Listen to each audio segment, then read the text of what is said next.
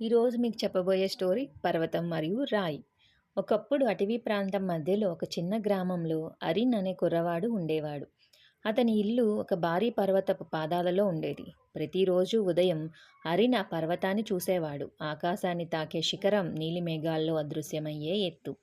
గ్రామస్తులందరికీ ఆ పర్వతం ఒక భయంకరమైన అడ్డంకి. కానీ అరిన్కి మాత్రం అది ఒక సవాల్.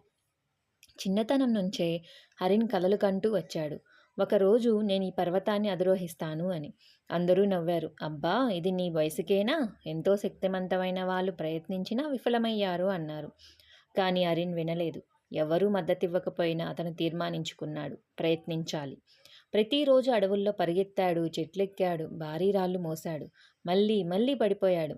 కానీ ప్రతిసారి తిరిగి లేచాడు. ఎందుకంటే అతని తల్లి ఒకప్పుడు చెప్పిన మాటలు గుర్తొచ్చాయి. పర్వతం నీ శక్తిని పరీక్షించదు, అది నీలో ఉన్న నిజమైన శక్తిని వెలికితీస్తుంది. సంపూర్ణంగా సిద్ధమై 17 ఏళ్ల వయసులో అరిన్ తన ప్రయాణం మొదలుపెట్టాడు. వాన, మంచు, గాలులు, బండరాళ్ళు, ప్రతి అడుగు ప్రమాదమే. కానీ ప్రతి పడిపోవడానికి అతనికి ఒకే సమాధానం: నేను ఆగలేను. చివరికి ఎన్నో కష్టాల అనంతరం హరిన్ శిఖరానికి చేరాడు. ఎలాగంటే నిద్రలేని రాత్రులు, కన్నీళ్లు, గాయాలతో కూడిన జీవితం. All were worth it. ఆ పర్వత శిఖరంపై నిల్చున్నప్పుడు అతను చిన్నవాడిగా కనిపించలేదు. అతను ఒక విజయవంతుడిగా కనిపించాడు.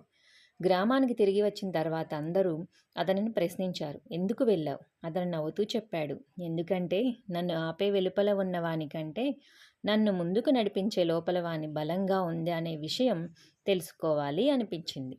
ఈ కథలో మోరల్ ఏంటంటే, మీ గొప్పతనం పర్వత శిఖరంలో కాదు, అది మీరు పడిపోయిన ప్రతిసారి మళ్ళీ లేచే శక్తిలో ఉంది. కొంచెం నమ్మకపోయినా పర్వాలేదు, మీరు మీపై నమ్మకం ఉంచితే చాలు. నిజమైన విజయం మన మనస్సులో మొదలవుతుంది.